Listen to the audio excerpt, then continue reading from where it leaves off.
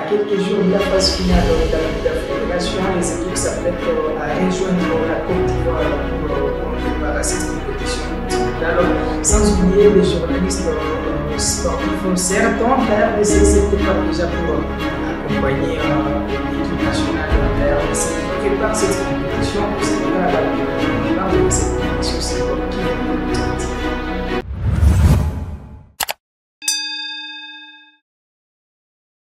il est président de l'association des journalistes sportifs du Congo, section du Nord Kivu. Richard Mouima va accompagner les léopards de la République démocratique du Congo dans la ville de San Pedro pour la phase des groupes de la Coupe d'Afrique des Nations. Richard, bonjour et surtout bonne arrivée. Bonjour Georges Ben Mouima, bonjour à toutes les téléspectatrices et tous les téléspectateurs de votre chaîne Kivu Morning Post. Alors, quelques heures avant votre départ en Côte d'Ivoire, on va évoquer bien sûr la préparation des léopards de la RDC. Vous, personnellement après les chaînes en Algérie, couvrir la Coupe d'Afrique des Nations sera une nouvelle expérience, surtout de la carrière. Une première d'ailleurs, parce que c'est pour la première fois que je vais couvrir en présentiel la Coupe d'Afrique des Nations de football. Vous savez, nous quand on commençait ces métiers, on disait que des compétitions comme la CAN, la Coupe du Monde, le CHAN, c'est réservé à une certaine catégorie de journalistes. Mais moi, depuis un moment, je me suis dit quand même de briser ces mythes, de braver complètement toutes ces barrières-là qu'on a essayé un peu de mettre pour essayer un peu de dire aux gens que pour couvrir des grandes compétitions comme ça, il faut juste être de tel coin ou de tel autre coin du pays. Et j'en profite également pour quand même pester parce que vous savez, il y a une liste des gens qui vont voyager pour le compte de la RDC, une liste qui a été rendue officielle dernièrement. Malheureusement, sur cette liste, il y a 17 journalistes, aucun de l'intérieur. Certainement, des véritables journalistes de l'intérieur sont complètement oubliés par les gouvernements congolais, ce qui est déplorable. Je trouve inadmissible qu'on puisse retenir 17 journalistes qui vont couvrir la compétition pour les comptes de la RDC, mais sans pour autant songer aux journalistes de Bukavu, Kasaï, je ne sais pas, Goma et d'autres coins. Pourtant, c'est quand même l'argent du pays en quelque sorte et tout le monde doit en profiter. Alors, pour les léopards, vous allez accompagner les léopards de la RDC qui sont jusque-là aux Émirats Arabes Unis pour un stage. Est-ce que c'était un lieu approprié pour la préparation? Je ne pense pas. En fait, c'est vrai, sur le plan du climat, peut-être qu'il y a des similitudes. Mais à mon avis, seul le climat ne suffit pas. Je prends l'exemple de l'Algérie, par exemple, qui a jugé mieux d'aller se réfugier en Togo pour effectivement préparer cette compétition. Et à part l'Algérie, il y a par exemple le Maroc qui est arrivé déjà en Côte d'Ivoire. Donc pour dire que certaines nations prennent cette histoire au sérieux, nous également, on la prend également au sérieux. Mais pourquoi aller à Abu Dhabi pour une compétition qui va avoir lieu en Côte d'Ivoire si l'on sait que par exemple la chaleur de Kinshasa, c'est une chaleur qui est beaucoup plus intéressante lorsqu'on veut jouer en Côte d'Ivoire. J'ai eu la chance d'être en Afrique de l'Ouest. Lorsqu'on est par exemple au Sénégal, j'y étais il y a quelques mois, c'est presque le même climat qu'en Côte d'Ivoire, c'est le même climat à Kinshasa. Et je n'ai pas compris pourquoi on a jugé mieux d'aller à Abu Dhabi, mais ce n'est pas également une très mauvaise option. Mais à mon avis, il serait mieux quand même de chercher un pays juste frontalier de la Côte d'Ivoire. Un premier match nul pendant ces stages face à l'Angola. Est-ce que c'est déjà un résultat satisfaisant quand on sait que pour le premier match, déjà, on va jouer face à la Zambie et arracher un nul de 0-0, ça prouve que Sébastien Desabre aura du pain sur la planche, surtout sur sa ligne d'attaque. Je ne crois pas. Des matchs comme ça, on les appelle des matchs de fixation. Donc, pour des matchs de fixation, on n'a pas besoin forcément du résultat. Donc, on gagne ou qu'on perde.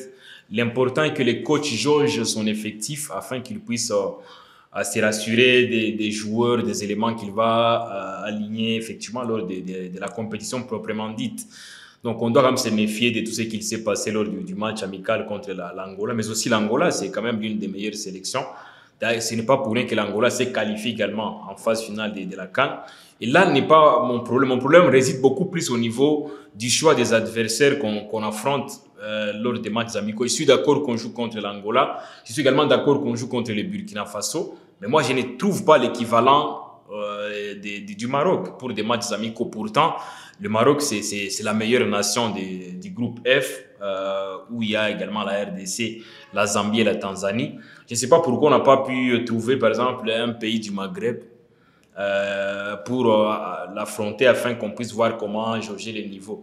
Donc, je ne cesse de le dire, c'est vrai, au niveau de l'équipe nationale de la RDC, il se passe beaucoup de choses, mais il est temps quand même qu'on puisse se mettre au diapason par rapport à ce que font les autres, et c'est très important. Nous allons aller à la CAN, la RDC compte 2 trophées à son actif, mais la dernière consécration du pays, c'est en 1974. Nous tous, on n'était pas là lorsque la RDC avait remporté, les Zaïre d'ailleurs à l'époque, avait remporté la CAN. Donc ça veut dire, c'était en Égypte effectivement en 74. Ça veut dire que nous avons du pain sur la planche, on doit aller chercher cette compétition, non, cette coupe, si vous le voulez bien, ces trophées. Et pour y arriver, il y a beaucoup d'histoires qui doivent entrer en jeu. C'est une CAN à 24 équipes ou à 24 pays, bien sûr. Et pour cette CAN, nous avons des pays comme le Maroc. Le Maroc, demi-finaliste de la Coupe du Monde. Le Sénégal, détenteur de la CAN. La Côte d'Ivoire, c'est une nation également qui est bien partie pour remporter cette compétition. Cela veut dire que la RDC aura fort à faire devant cette adversité qui se présage. Alors, on va parler maintenant de l'effectif de la RDC lors du premier match amical. On a vu Simone Banza être titularisé, Cédric Bakambu dans les gradins. Sur ces postes-là, selon vous, qui est bien parti pour conduire la ligne d'attaque des Léopards? Je n'ai pas besoin de beaucoup cogiter pour donner une réponse. C'est Cédric Bakambu qui sera aligné. Une chose est sûre, Simone Banza, c'est quand même un jeune joueur qui est pétri de talent, mais il n'est pas beaucoup plus habitué. Je l'ai déjà dit à plusieurs reprises dans mes interventions sur Kivu Morning Post. La Coupe d'Afrique des Nations de football est complètement différente du championnat du Portugal, du championnat de d'Espagne ou de la Ligue 1 au niveau de la France. C'est pas la même chose. En Afrique, on a beaucoup plus besoin des joueurs qui maîtrisent l'environnement. Cédric Bakambu, c'est un expérimenté. Cédric Bakambu s'y connaît. Et moi, je les vois titulaires, effectivement. Il est en première position au niveau de la ligne d'attaque. Simone Banza, Fiston Maël et les autres pourront effectivement venir un peu après. Mais moi, je me dis qu'il n'y a pas de débat sur ce point. S'il a été dans les gradins à Abu Dhabi, c'est parce que certainement les sélectionneurs jusque-là veulent avoir une idée claire sur les profils de Simone Banza en équipe nationale. C'est vrai, c'est le meilleur buteur peut-être du championnat portugais, mais ce n'est pas suffisant. En équipe nationale, il y a beaucoup de réalités qui entrent en jeu. Ce n'est pas pour rien que lorsqu'on chante les hymnes nationaux, il y a même certains joueurs qui pleurent. Donc ce sont des émotions qu'on n'a pas lorsqu'on est au Portugal, lorsqu'on est en Espagne, ou je ne sais pas, lorsqu'on est en Arabie Saoudite. Donc pour dire que c'est, à mon avis, il n'y a pas beaucoup de débats. Sébastien Desabre connaît les joueurs qu'il va aligner à l'heure de la CAN. Et en tout cas, les 11 de départ qu'il a pu aligner face à l'Angola, c'est un 11 qui est, à mon avis, trompeur. Deuxième match amical, c'est mercredi face aux étalons du Burkina Faso. Un très beau sparring quand on sait que les Burkina Faso est aussi qualifié pour la CAN. Bien sûr, c'est un bon sparring. Je l'ai dit, le sparring, il est bon parce que le Burkina Faso, c'est pratiquement le même profil que la Tanzanie, que la Zambie également. Mais il nous manque un adversaire de la taille du Maroc. C'est là où réside mon inquiétude. Et moi, je me dis, les Marocains, nous devons les battre parce que l'équipe qui va battre le Maroc dans ces groupes aura beaucoup plus de chances de se qualifier au prochain tour. Et c'est vrai, les étalons du Burkina Faso, avec les sélectionneurs Iber Velid. Iber Velid connaît le foot congolais, ancien coach du tout-puissant Mazembe notamment. Et également avec des joueurs qui s'y connaissent, Dabsoba et bien d'autres joueurs qui connaissent effectivement les rouages du foot africain. Il y a également Dayo, par exemple. Dayo, l'ancien défenseur de Vita Club, l'actuel de Renaissance sportive de Berkane. Il est capitaine du club marocain. C'est vrai, c'est une très bonne sélection, auteur d'une bonne prestation lors des éliminatoires. Ce sera un bon test avant d'aller à San Pedro, effectivement, pour affronter la Zambie. Mais je me dis, je reste un tout petit peu sur ma soif, mais espérons que la soif sera étanchée à San Pedro. 4 joueurs seulement vont représenter les championnats nationaux dans cette phase finale, y compris les gardiens du tout-puissant Mazembe, Siadi Badio et les latérales droits mauritaniens, Ibrahima Keita. Il y a de quoi remettre en cause au niveau du championnat de la RDC. Bon, je pense bien que c'est le moins que l'on puisse dire à cette heure. Donc, 4 joueurs, c'est très insignifiant. Si l'on sait par exemple qu'au niveau de la sélection de l'Égypte, il y a une dizaine de joueurs qui évoluent au niveau du pays, qui vont défendre les couleurs des pharaons à la CAN. Et effectivement, il y a bien d'autres joueurs dans d'autres sélections. Ça veut dire que les championnats congolais, c'est les championnats les moins représentés, ou l'un des championnats les moins représentés dans cette compétition. Pourtant, dans l'opinion, on essaie de nous dire que les championnats congolais, c'est l'un des meilleurs championnats au niveau de l'Afrique. Je pense bien qu'il y a encore beaucoup de boulot, beaucoup de travail à faire pour qu'on puisse quand même être au niveau. Et non seulement ça, moi je me dis également, je dois le dire, les sélectionneurs n'ont pas eu un air regardant sur le championnat congolais. C'est vrai, nous l'avons suivi sur Jeune Afrique, il a dit ce qu'il pouvait. Mais est-ce qu'il a eu le temps quand même de scruter les championnats congolais? Est-ce qu'il a eu le temps de se déplacer pour voir comment ça se passe, pour avoir une idée globale sur le niveau des joueurs? Je dois me rappeler qu'au niveau du championnat, au niveau de son effectif, il y a quand même des joueurs qui évoluent dans des petits championnats au niveau de l'Europe, mais qui ont été retenus, certainement peut-être parce qu'ils sont en Europe. Mais au niveau de la RDC, on a pris que... Absolument. Bon, en fait, moi, je ne veux pas également créer une sorte de petite tension ou une mauvaise interprétation. On a l'approche de la CAN, on est obligé d'être à l'unisson derrière l'équipe nationale. C'est vrai, nous voulons bien que la RDC puisse l'emporter, mais les sélectionneurs n'ont pas beaucoup plus eu un œil regardant sur les championnats congolais. Il y a des valeurs sûres pour ces championnats-là, mais qui n'ont pas été récupérées pour des raisons que le coach lui-même, dont le coach a une idée peut-être.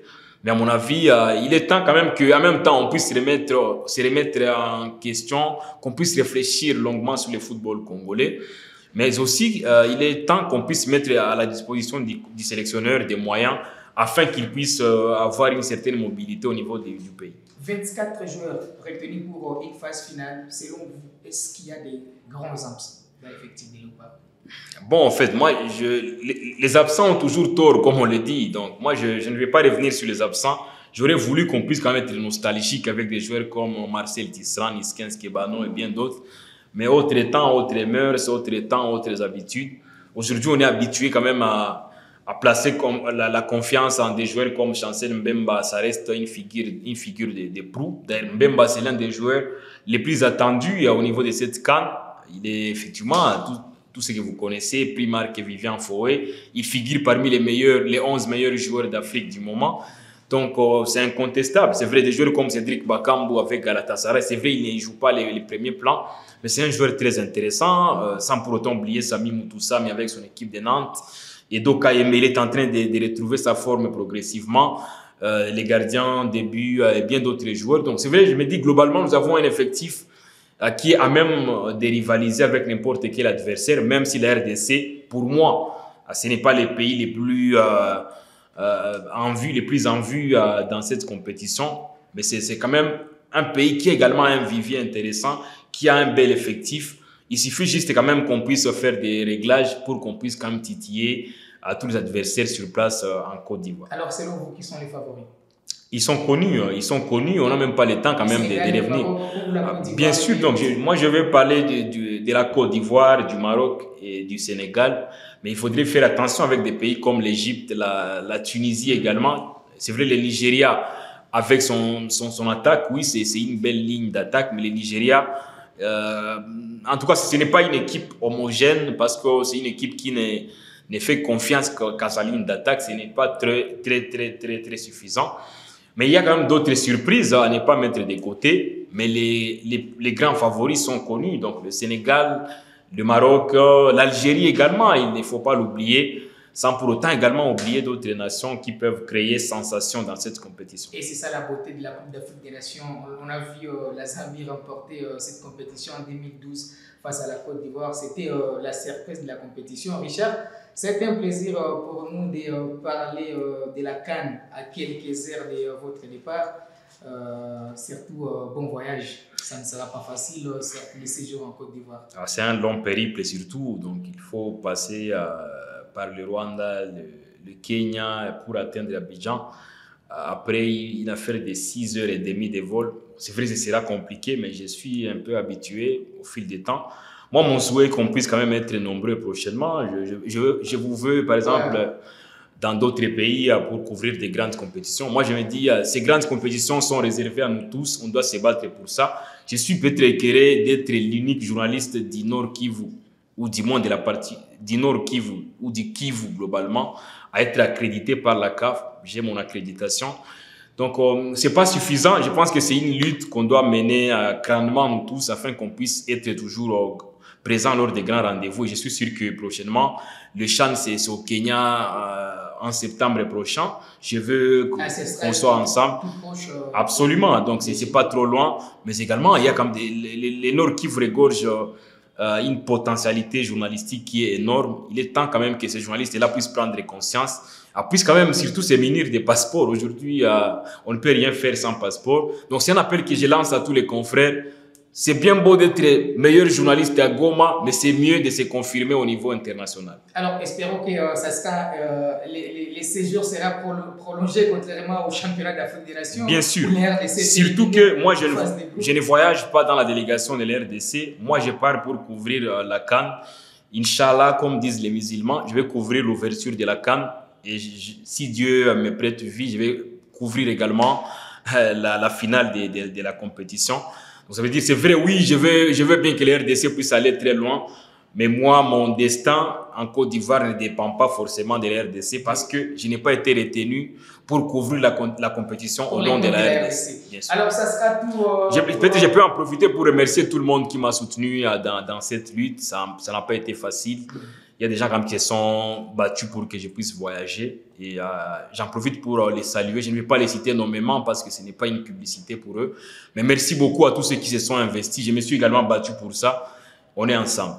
Allez, ça sera tout pour cette production sur Kivu Morning Post TV. On se fixe rendez-vous très prochainement. Ça sera avec ce même plaisir.